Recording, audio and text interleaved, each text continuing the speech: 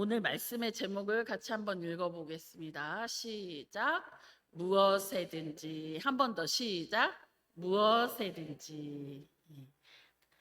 어, 한 목수의 연장통에 있는 연장들이 서로 연장들이 싸운다는 게 좀 재밌는데 토론을 이제 벌렸어요. 누가 대장을 할 것인가? 연장들의 대장을 누가 할 것인가? 그래서 당연히 연장하면 망치잖아요. 망치가 딱 나서서 나는 충분한 자격이 있다.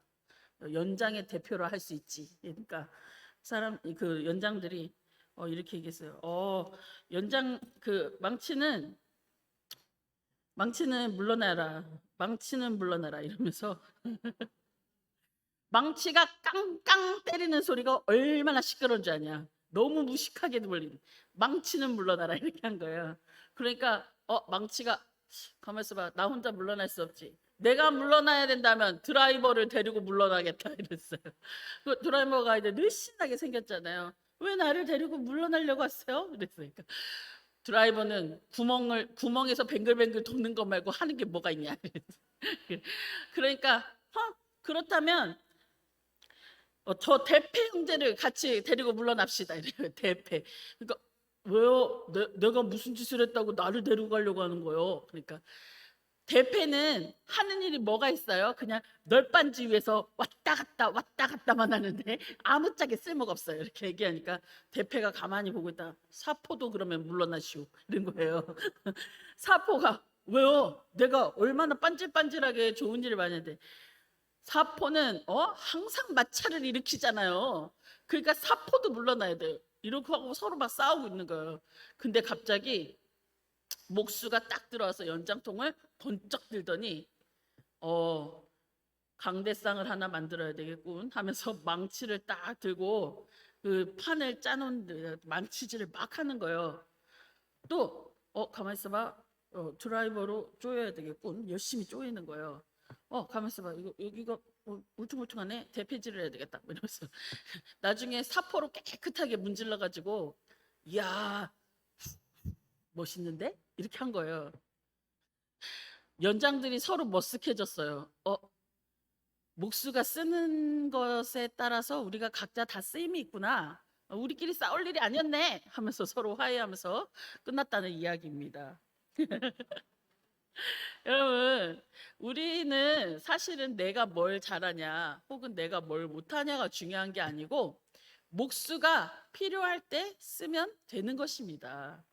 목수가 필요할 때 망치를 쓰기도 하고 또 톱을 쓰기도 하고 드라이버를 쓰기도 하고 이렇게 쓰는 거예요. 목수의 쓰임에 달려 있다는 것을 기억해야 합니다.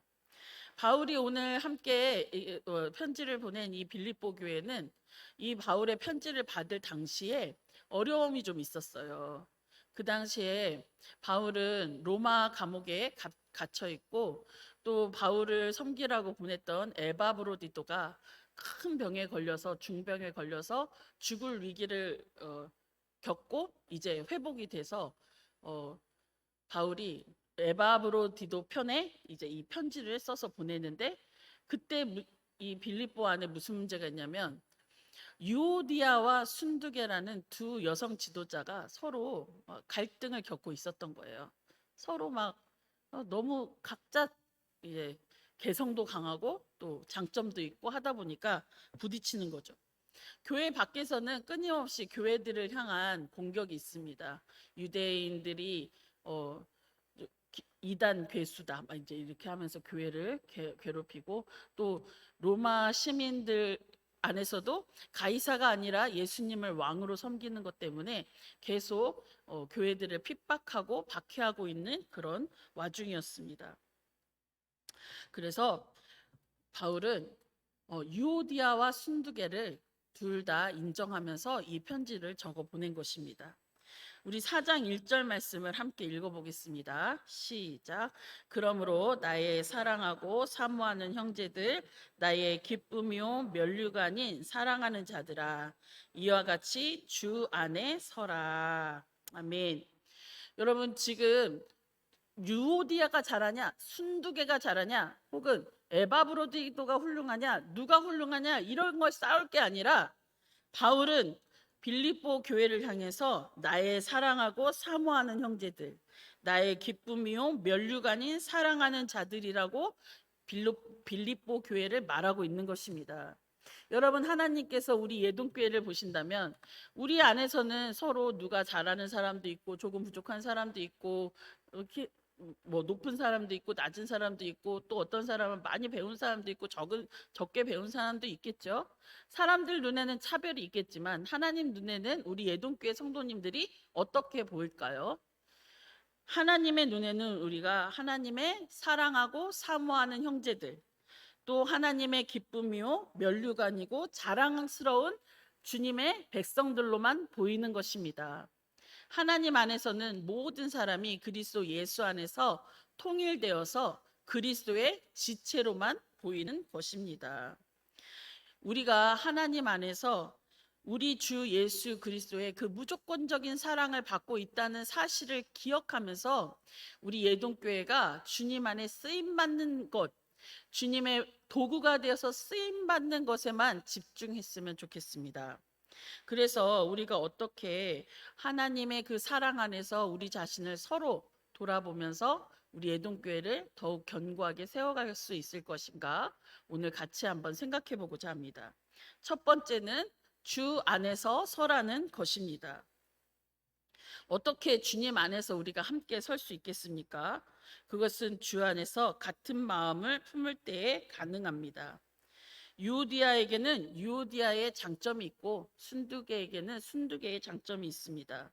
그러나 교회 안에서는 누가 더 높으냐 낮으냐도 없고 더 잘하고 못하고도 없습니다. 오직 같은 마음을 품지 않으면 하나님께서 둘 다 쓸 수가 없습니다. 빌립보서 4장 3절 말씀 함께 읽겠습니다. 시작. 또 참으로 나와 멍에를 같이 한 내게 구하노니 복음에 나와 함께 힘쓰던 저 여인들을 돕고 또한 클레멘드와 그 외에 나의 동역자들을 도우라. 그 이름들이 생명책에 있느니라. 아멘. 여러분, 우리가 무엇을 했는가, 우리의 업적이나 어떤 노력이나 자랑을 하나님 앞에 늘어놓을 것이 없습니다. 하나님 앞에서 우리는 복음에 함께 힘쓰던 자들입니다. 또한 우리는 함께 복음을 전하는 자들입니다. 또 우리는 하나님의 나라의 생명책에 이름이 기록되어 있는 자들입니다. 그런데 어느 순간부터 우리가 서로 안에 내가 옳다, 너는 틀렸다 이렇게 싸우기 시작합니다. 왜 그렇습니까? 서로 다르기 때문입니다. 다른 것은 다른 것이지 틀린 것이 아닙니다. 요새 젊은 아이들이 MBTI라는 것을 이제 선호 성향이라고 하거든요. MBTI라는 것을 막 이렇게 해가지고 검사해가지고 너는 MBTI가 뭐야? 난 ISTJ야. 나는 ENFJ야. 막 이러면서 얘기를 해요. 혹시 아세요? MBTI 아세요? 네. 제일 많이 싸우는 게 뭐죠? T하고 F가 싸워. T라는 것은 이제 사고형, F는 감정형. 예, T 성향을 가진 사람들이 보면 F 성향을 가진 감정형의 사람들은 항상 사람들에게 인정을 베푸다가 휘둘려요. 예. 뭘 좀 하려고 하면 그냥 봐줘, 좀 넘어가, 이러면 좀 어때요, 이렇게 하는. 근데 우리 감정형의 사람들이 보면은 T 성향의 사람들은 어떻게 보이죠? 인정머리가 없어. 너무 규칙적이에요. 야, 기준이 있잖아. 이 기준에 따라서 해야지. 이 규칙에 따라서 해야지. 이렇게 하면서. 그러면은 매사에 그렇게 메말랐어. 막 이러면서 이제. 근데요, 여러분, 우리가 알아야 되는 게 뭐냐면 규칙이 없으면 어떻게 되죠? 무질서해집니다. 예. 이 사람 저 사람 다 봐주다 보면 어떻게 되죠? 예, 돛대기 시장이 되죠. 예. 근데 또 모든 사람을 규칙에 이렇게 맞추려고 하면 모든 사람이 다 규범에 맞는 건 아니에요. 때로는 그러니까 그들의 인정을 봐줘야 될 필요가 있어요. 유도리라고 하죠, 유도리. 유도리가 필요할 때가 있어요. 그러니까 사실은 이제 큰 틀에서 볼 때는 공동체 안에 혹은 구역이나 기관이나 특히 우리 교회 안에는 작은 모임들이 많이 있잖아요. 기관이라든가 구역이라든가 또 우리가 어떤 사역을 하기 위해서 특별하게 뭐 만들어 놓은 위원회라든가 이런 게 있는데 거기에는 사실 이 그 사역에 맞는 규칙과 규범들이 꼭 필요합니다. 그 규칙과 규범이 없으면 선을 넘어가게 돼 자꾸. 네. 우리가 필요한 재정이 이만큼 있는데 이것을 어떻게 쓰고 이건 어떻게 어떤 계획을 따라 쓰기로 했어. 딱 정해졌는데 이거 저 사람도 필요하다고 하잖아. 저 사람도 좀 도와줘야지. 저 사람은 좀 어렵다고 하잖아. 또뭐 이렇게 하면서 그러다 보면 어떻게 되죠? 예, 혼란스러워지고 그걸로 인해서 마음이 상하는 사람이 생겨나게 되고 그러면 안 되지만 정직하지 않은 일들도 발생하게 됩니다. 근데 사람들은 이런 규범 안에서 이 틀 안에서 어떻게 보면 서로가 그 틀 안에서 이게 어떻게 보면 규칙을 크게 정해놓고 그 안에서 또 서로를 돌봐주는 서로의 그랬구나 이제 어떤 사람이 규칙을 좀 어겼어요. 그러면 규칙대로 넌 이런 벌을 받아야 돼만 하지 않고 때로는 그런 어려움이 있었구나 하고 넘어가주는 법도 필요한 거겠죠. 그래서 교회 안에는 다양한 사람이 필요하다는 말입니다. 그런데 다양한 사람들이 어떻게 한 마음을 품을 수 있느냐는 거예요. 다양한 사람들. 규칙을 중요하게 여기는 사람도 주의 마음을 가지고 규칙을 중요하게 여기고 사람의 인정을 중요하게 여기는 사람도 주님의 마음을 가지고 주님의 마음이라는 건 뭔가요? 여러분 우리의 복음이 하나님의 나라가 확장되는 일을 위해서 우리가 주님의 마음으로 서로를 존중해주고 인정해줘야 된다는 것입니다. 인정이 있는 사람들은 규칙을 중요하게 여기는 사람들을 바라볼 때 복음을 위해서 당신이 질서를 지키려고 애를 쓰는군요 라고 생각을 해줘야 되는 것이고 또 규칙을 중요하게 여기시는 분들도 인정 있는 사람들을 당신이 사람들을 돌봐주기 때문에 우리 모임이 풍성해지는군요 라고 인정을 해줘야 되는 것입니다. 어떤 사람들은 되게 내향적이에요. 내향적이라는 건 뭐냐면 자기 안에서 돌아보고 생각하고 숙지하면서 에너지를 막 얻는 거거든요. 외향적이라는 건 뭘까요? 사람들과 관계하고 부딪히고 사람들과의 인정을 통해서 기분이 이게 에너지가 넘치는 거예요. 그래서 내향적인 사람들은 생각을 깊이 하는 걸 좋아하고 사람을 사귀더라도 많은 사람이 아니라 소수의 사람들과 깊은 교제를 나누고 싶어 해요.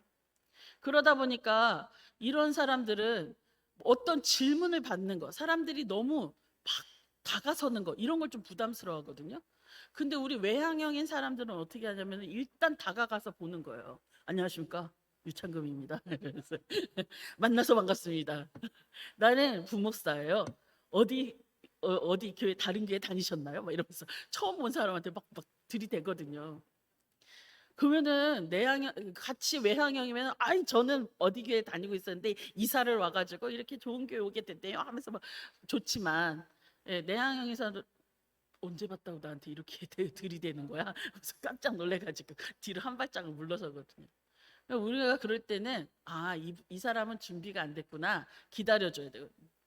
같이 뭐 구역 안에서 이야기를 나눠도 내향적인 사람들은 예를 들어서 한 주간 어떻게 지내셨어요? 이렇게 구역장님이 물어보시면 생각하고 있어요. 지금 생각하고 있는데 대답을 안 하니까 너무 낯설구나 하고 또 넘어가. 준비를 다 해서 말을 하려고 하는데 이제 말을 하려고 하는데 순서가 넘어가니까 말을 못 하는 거예요. 이게 내향적인 사람들의 특징이거든요. 외향적인 사람들은 어떻게 하죠? 질문이 떨어지지 않았는데 벌써 말을 해요. 저는요 한 주간 동안에요 막 이러면서. 그래서 나중에 보면은 뭐 구역 모임에 이제 외향적인 사람들은 실컷 떠들고 기분이 좋아서 가는데 내향적인 사람들은 주눅 들어서 오늘도 한마디도 못했다 이러면서 가는 거예요. 여러분 우리 공동체 안에서 있을 때 이 내향적인 분들은요 심사숙고하시는 분들이니까 같이 구역 모임을 하든 기관 모임을 하든 기다려줘야 돼요. 그래서 눈치껏 이제 기관장님이나 우리 구역장님들이, 예, 외향적인 분들이 막 신나게 떠들잖아요. 막 이야기하잖아요. 이야기하면 어느 순간에 끊어줘야 돼요. 안 그러면 한도 끝도 없어요. 그래서 어느 정도 끊어주고, 우리 집사님은 어떻게 생각하셨어요? 하면 이제 준비가 돼서 말할 수가 있거든요. 이런 이제 타이밍을 잘 잡아서 어, 좋은 의견들을 많이 갖고 있어요. 사변적으로만 흘러가지 않는다면 공동체를 위한 좋은 생각들, 심사숙고한 생각들도 많이 가지고 있기 때문에 내향적인 사람들도 외향적인 사람들도 그 공동체 안에 꼭 필요한 것입니다. 기회를 외향적인 사람들은 스스로 이렇게 이렇게 취하지만 내향적인 사람들에게는 반드시 기회를 주셔야 돼요. 또 계획적인 사람들과 즉흥적인 사람들이 이제 공동체 안에 있어요. 어, 계획적인 사람들은 어떻게 돼요? 계획을 짤 때 굉장히 꼼꼼하게 살아요. 이 계획대로 되지 않으면 굉장히 스트레스를 받거든요. 근데 또 즉흥적인 사람들은 계획대로 하면 숨이 막혀, 숨이 막. 예. 저희 그 청소년부 친구가 저한테 물어보더라고요. 목사님은 여행 갈 때 어떻게 계획을 짜세요? 뭐 계획 짤 게 뭐 있어? 짐 싸가지고 가면 되지. 너는 얼마나 계획을 짜니? 그러니까 일본이나 뭐 이렇게 해외로 나가려면 적어도 한 달 이상은 계획을 짜야 되고요. 뭐 제주도로 가려면 뭐 며칠 이상을 계획을 짜야 돼. 계획 짤 게 뭐 있어? 가방에다 속옷하고 칫솔만 들고 가면 되는 거 아니야? 그때 깜짝 놀래더라고요. 예, 여러분 이렇게 공동체 안에는 서로 다른 사람들이 있어요. 그래서 계획을 잘 짜는 사람들이 볼 때는 즉흥적인 사람들은 너무나 막 그냥 중구난방 언제 어디로 튈지를 몰라 무서워. 근데 또 즉흥적인 사람들이 볼 때는 계획적인 사람들이 너무 숨막혀. 그 계획을 따르다 보면요, 때로는 산에 올라가면서 나무도 봐야 되고 꽃도 봐야 되고 풀도 봐야 되는데 계획대로 하면 어떻게 돼요? 일단 산 꼭대기까지 빨리 가야 돼요. 그러면 산도 안 보이고 숲도 안 보이고, 그러니까 나무도 안 보이고 풀도 안 보이고 꽃도 안 보이고 다람쥐가 뛰어노는 것도 못 보게 돼요. 그러니까 계획을 짤 때는 항상 여유가 있어야 되거든요. 그런 여유들은 즉흥적인 사람들과 같이 그 계획들이 이루어가는 그 순간순간에 즉흥적인 사람들과 융통성을 발휘해서, 아, 계획이라는 것은 항상 바뀔 수 있구나. 조금 바뀔 수 있다. 이런 계획, 이런 태도를 가지고 해야 되거든요. 또 근데 너무 즉흥적이면 어떻게 될까요? 배가 산으로 가버려요. 예. 계획은 정말 중요한 것입니다. 저희 수련회 때 청소년부 친구들이 너무 더우니까 저희가 원래는 다른 외부 활동을 할 계획을 짜놨었거든요. 저는 어떤 사람이냐면 되게 즉흥적인 걸 좋아해요. 안 돼? 그럼 저거 하지 뭐. 이렇게 하는데 어떤 분들은 선생님들 중에는 좀 계획적인 걸 좋아하시는 분들도 있어요. 근데 이제 그날은 너무 더워가지고 애들이 거의 저희가 그 펜션 안에 수영장 보셨잖아요. 수영장이 있거든요. 목사님 수영하면 안 돼요? 수영요. 막 이러는 거예요. 어, 근데 제가 눈치를 쫙 보니까 선생님들이요.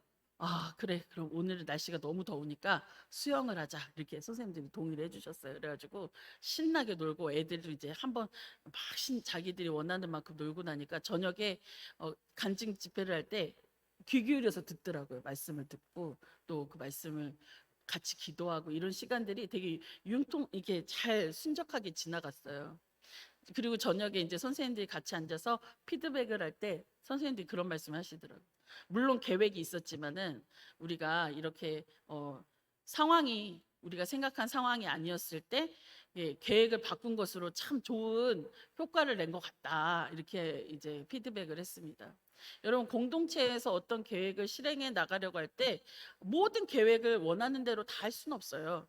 그럴 때는 융통성이 필요한데 그 융통성을 발휘할 때 즉흥적인 사람들은 그 돌발 상황을 매우 잘 이렇게 처신하고 대처하는 그런 지혜가 있습니다. 그러니까 서로 도움을 필요해요. 그러니까 계획을 중요하게 여기는 사람들은 계획을 끌고 나가려는 힘과 추진력을 갖고 있고 즉흥적인 사람들에게는 그때그때 필요한 지혜가 있으니까요. 순발력을 가지고 있으니까 서로 협력하면 공동체가 더 윤기가 날 수 있다는 것입니다.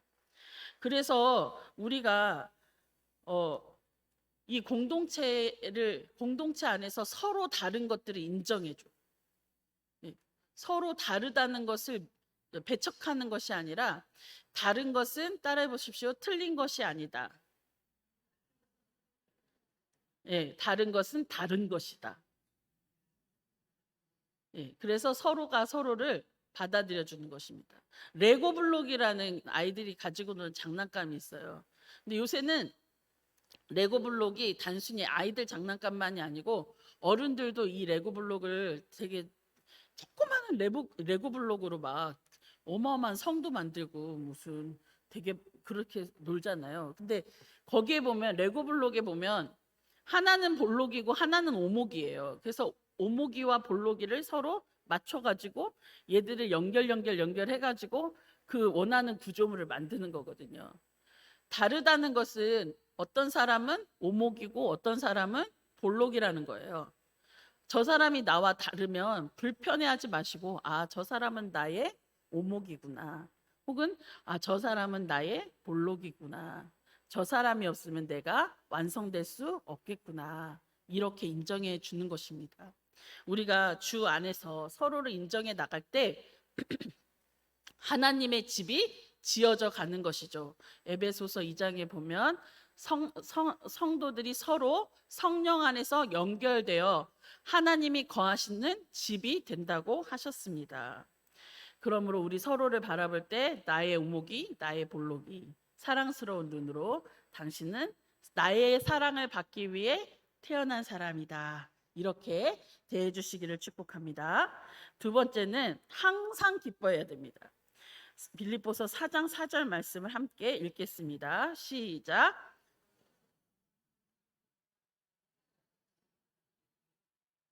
네. 왜 기뻐해야 될까요? 어차피 내가 아무리 뭐라고 생각을 하든 이 사람은 바뀌지 않아요. 예. 여러분, 우리가 잔소리로 남편이 바뀌고 잔소리로 아내가 바뀌는 경우를 보셨습니까? 우리가 잔소리한들 아이들이 바뀌던가요? 바뀌지 않아요. 이 사람은 나와 다른 사람이기 때문에 그 자체를 그냥 인정해 줘야 됩니다. 어떠한 상황에서든지 또 때로는 상황 안에서도요. 상황이 내가 막 짜증을 내고 울고 불고 막 발버둥을 친다고 바뀌지 않아요.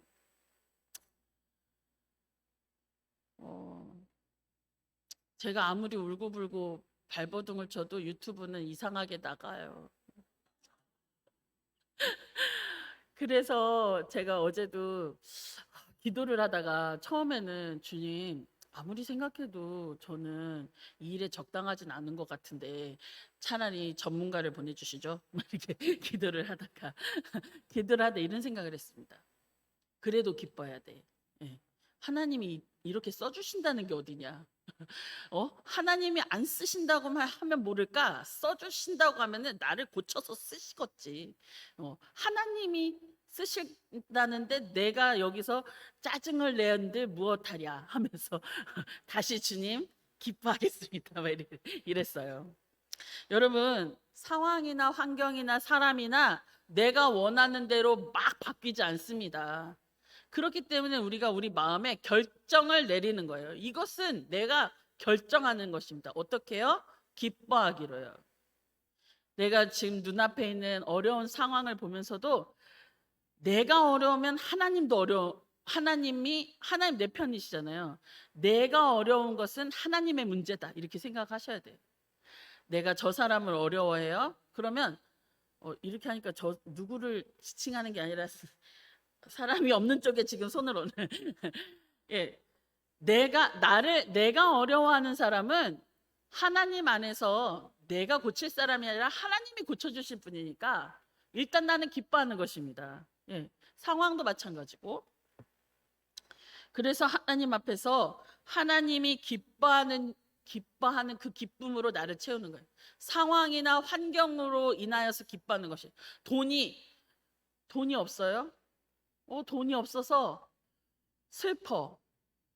그게 아니고 돈이 없어도 기뻐. 예.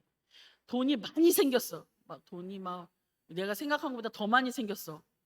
한 100만 원 생겼어.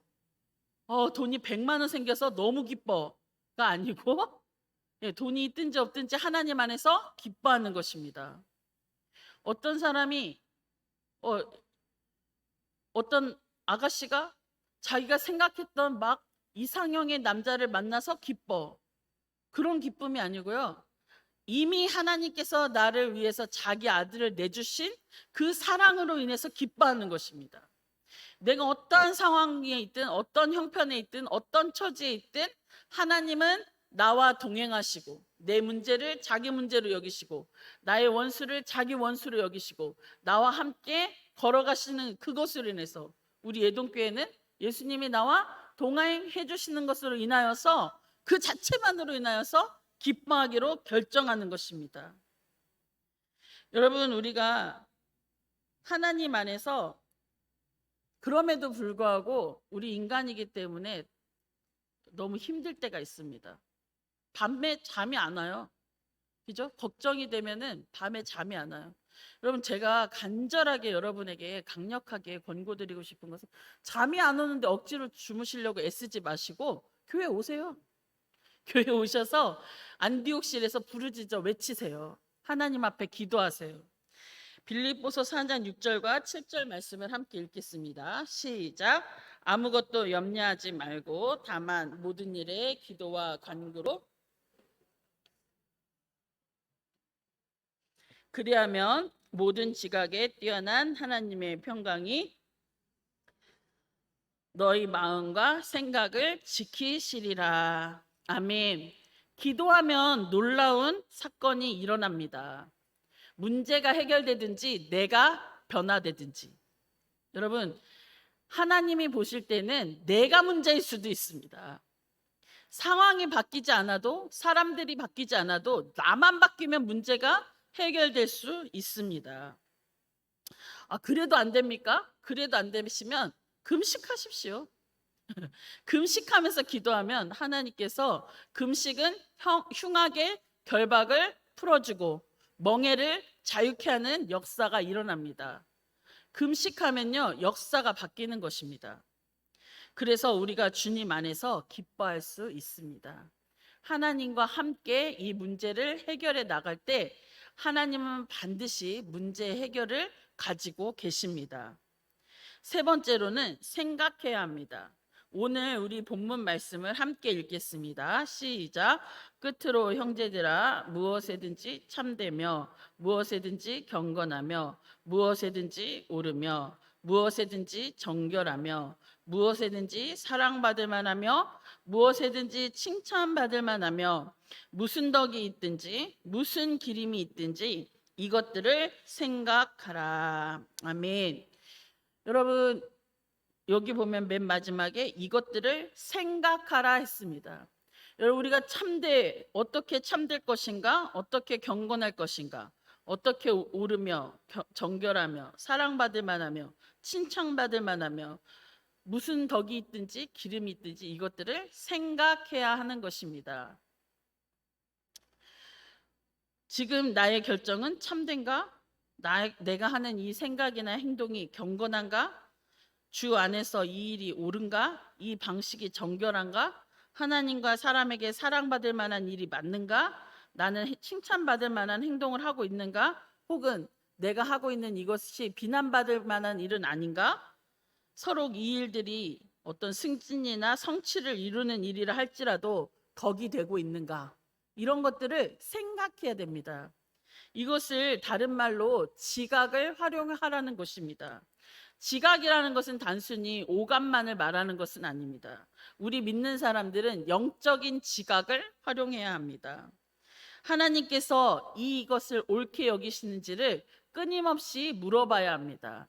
성령님께서 이것을 기뻐하고 계시는지를 끊임없이 물어봐야 됩니다. 우리 영적인 지각을 계속해서 하나님 안에서 활성화시켜야 됩니다.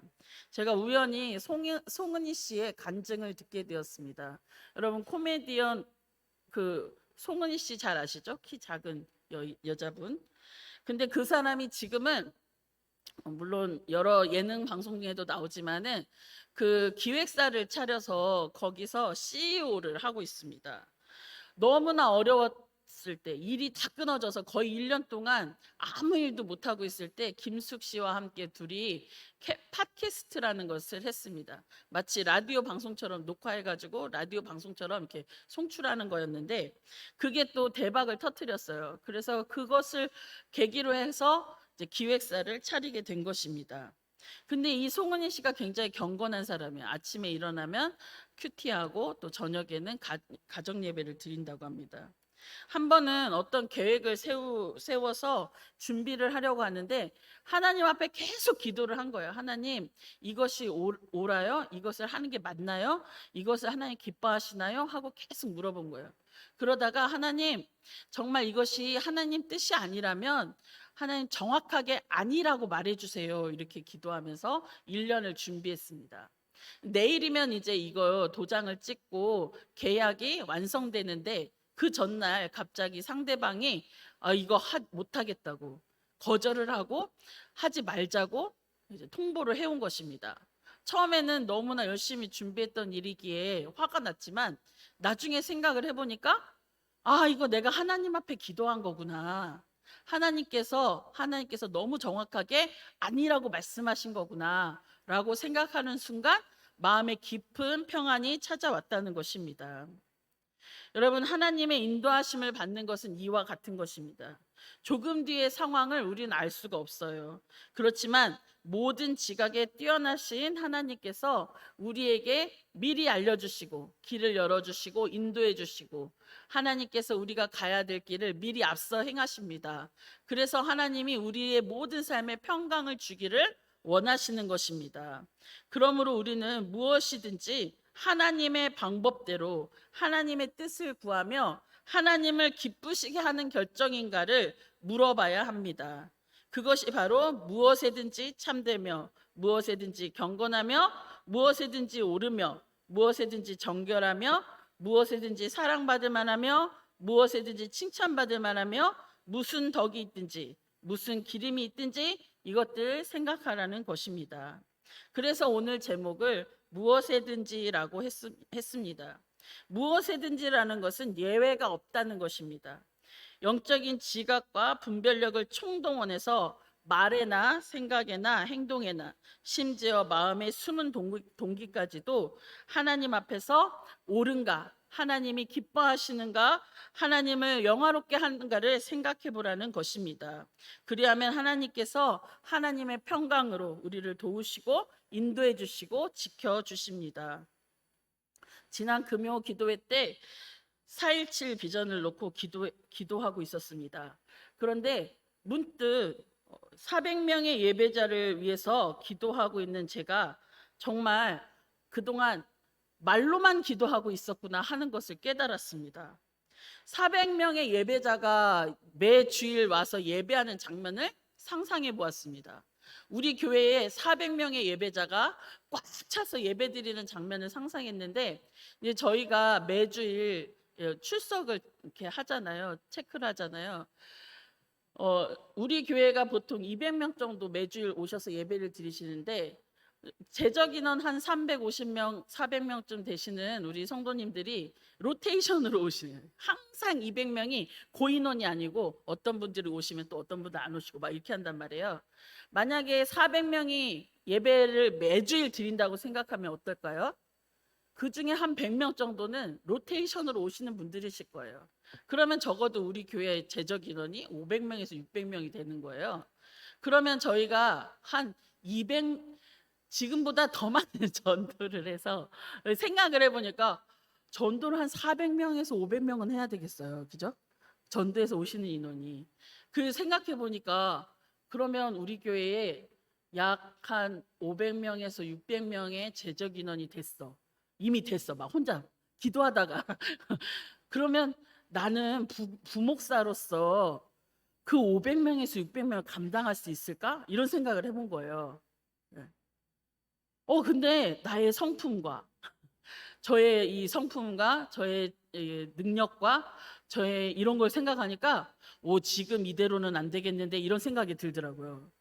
하나님 저를 바꿔 주십시오. 막 이런 하나님 이게 우리 교회가 400명의 비전, 10명의 선교사인데 지금 사실 우리 교회에서 이제 10명을 했는데 또 5개의 비전교회가 더 남아 있잖아요. 그걸 또 생각해 봤어요. 하나님 기도하면서 막 생각을 해 보니까 구체적으로 우리 교회가 이렇게 된다고 이미 된 모습을 상상해 보니까 하나님 저의 그릇으로는 모자랍니다. 저의 그릇이 넓어져야 되겠습니다. 이런 생각이 들면서 우리 교회 지금 우리 성도님들이 더 500명, 600명을 담을 수 있는 그릇이 돼야 되겠다. 이런 생각을 하게 되었습니다. 여러분, 우리 교회가 비전을 하나님이 주신 거잖아요. 담임 목사님을 통해서 417의 비전을 주셨으면 우리 그냥 가만히 앉아서 하나님 그렇게 될 줄 믿습니다 이렇게만 되는 게 아니라 우리 자신도 결단을 내려야 돼요. 하나님 저를 그렇게 빚어주세요. 저를 먼저 바꿔주십시오. 이렇게 기도를 하셔야 됩니다. 그래서 우리가 이제부터 기도가 좀 바뀌셔야 돼요. 400명의 교회를 감당할 수 있는 제가 되게 해주십시오. 이제 이렇게 기도를 하셔야 됩니다. 아시겠죠? 저만 기도할 건 아니시죠? 금요 기도에도 다 오셔야 되고요. 우리가 기도하지 않고는 역사가 바뀌지 않거든요. 일단 금요 기도, 새벽 기도부터 좀 나와주세요. 그래서 기도로 우리 자신이 변화돼야 됩니다. 담임 목사님 혼자 어떻게 이거 다 감당하시겠어요? 모세도 혼자 감당 못하니까 막 100부장, 뭐 50부장, 10부장 막 두잖아요. 그런 것처럼 담임 목사님과 함께 서가지고 스크럼을 짜고 나가야 되는 것입니다. 그거를 혼자 하는 게 아니라 우리 다 같이 해야 돼요. 여러분, 저는 지금 나이도 많고, 저는 믿음도 너무 어리고, 전 안 돼요. 하나님이 못 바꿀 사람이 어디 있습니까? 하나님이 바꿀 수 있습니다. 중요한 건 뭐예요? 생각하고 결단하고 하나님 앞에 나오는 것입니다. 하나님 앞에 간구하면 하나님이 바꿔주실 수 있습니다. 아멘. 그래서 우리가 하나님이 쓸 수 있는 사랑의 그릇이 되어야 합니다. 제가 찾다 보니까 이런 글이 있어서 함께 나누고 말씀을 마치려고 합니다. 운전의 전문가가 되려면 운전 연습을 해야 하듯이 사랑의 전문가가 되려면 사랑하는 연습을 해야 합니다. 농사를 짓는 데는 농사 도구가 필요하고 공부를 할 때는 학습 도구가 있어야 하듯 행복한 사람이 되려면 사랑의 도구가 되어야 합니다. 사랑은 느끼는 것입니다. 아무리 많은 돈을 주고 물건을 사주어도 느낌이 없는 사람은 울리는 꽹과리와 같습니다. 또한 사랑은 행복하기 위한 훈련입니다. 사랑의 반복 훈련은 행복을 수반합니다. 혹시 그동안 당신은 미움의 도구는 아니었습니까? 불평의 도구는 아니었습니까? 절망의 도구는 아니었습니까? 안 됩니다. 안 됩니다. 우리는 사랑의 도구입니다. 농사 도구는 농사를 지는 데 쓰여지고 학습 도구는 공부하는 데 쓰여지듯 사랑의 도구는 사랑하는 데만 사용되어져야 합니다. 우리는 3가지를 위해서 태어났습니다. 첫째는 사랑받기 위해서 태어났고, 둘째는 받은 사랑을 누리기 위해서 태어났고, 3번째는 누린 사랑을 나눠주기 위해서 태어났습니다. 그러므로 우리는 꼭 사랑의 도구가 되어야 합니다. 여러분, 우리 예동교회는 사랑의 도구가 되기 위해서 하나님이 세우신 교회입니다. 우리 예동교회 400명의 예배자를 상상하면서 하나님 내가 그 사람이 되겠습니다. 손드는 우리 예동의 가족들 되시기를 축복합니다. 아멘.